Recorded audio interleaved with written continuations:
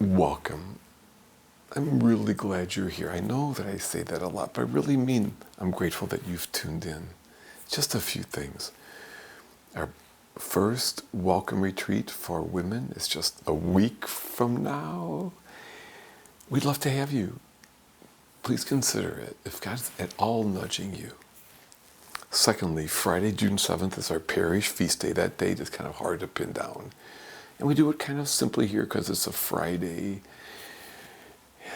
We'll have a 7:30 morning mass with a little bit of music. In our email blast and in our bulletin, there'll be a few extra things that people could do and materials to utilize.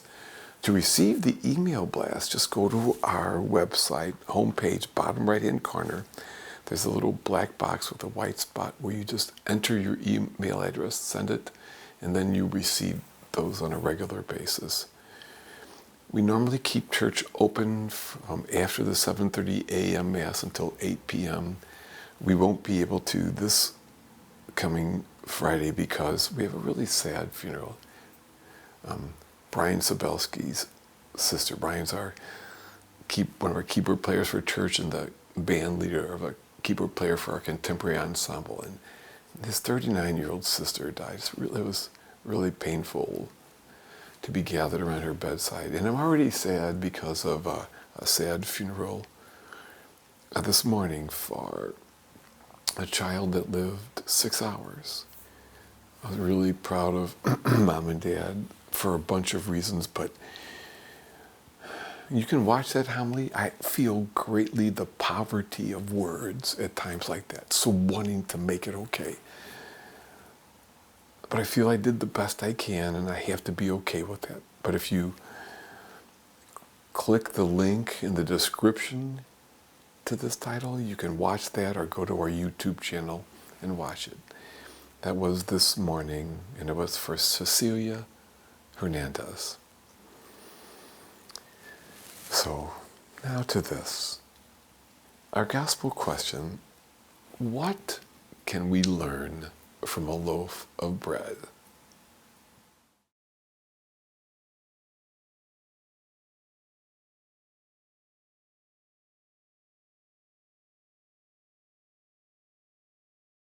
Anyone who has ever had homemade bread knows that it's one of life's simple, wonderful delights, right? You know, after the dough is stretched and pulled and pounded, it's baked, and as it baked, it fills the house with a wonderful smell. Now, imagine coming home one day to the smell of bread baking in the oven. And now your anticipation kind of grows as the one who bakes it takes it out of the oven and then sets it on the table. Now then, imagine them saying, now you guys, this is only for us to look at. We don't eat this. Oh, we might have some stale bread in the cabinet somewhere. We could eat that, but no one is allowed to touch this bread. This is just for us to admire. And of course you'd be thinking, no, that's not what bread is for. And you'd be right, of course. The whole purpose of bread is to be broken apart so that people can eat it and live. I mean, bread is not baked to be a centerpiece to be admired. It is of the very essence of bread that it be torn apart and eaten so that people can live. How appropriate then that Jesus took bread and said, "This is me. I am the bread of life." The purpose of Jesus was to be stretched and pulled and consumed. His purpose was to enter human life so that we could live.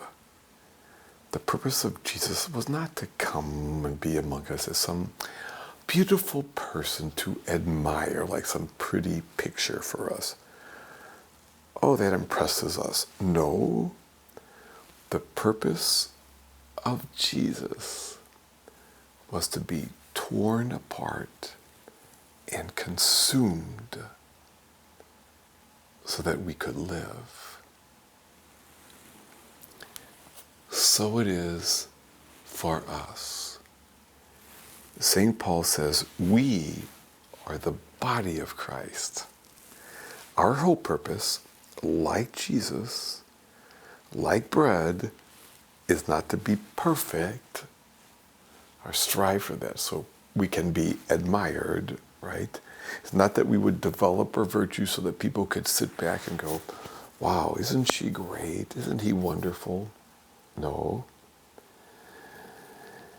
Our purpose is that we enter into other people's lives to be stretched and consumed really in love so that people can live. It was on the night before he died, the night of the Last Supper, that Jesus took bread and he said, this is me. Then he blessed it and broke it and gave it to others. And that's what he does with us as well. He blesses us that we might be really broken and given to the world on some level, right? At this table of the altar, we literally become what we eat so that we can go forth and live and love as Jesus did. Really, it's that simple. The purpose of bread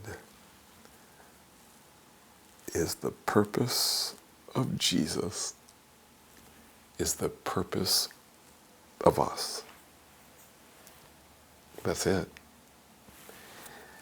So, if your doctor allows bread, maybe at the next meal, I would encourage you, as I would myself, to hold that bread in your hands for a moment or two before you eat it. Just pause. And remember, this says something about Jesus and how he understood himself. It also says a lot about who we are. The purpose of bread is the purpose of Jesus, is the purpose of us.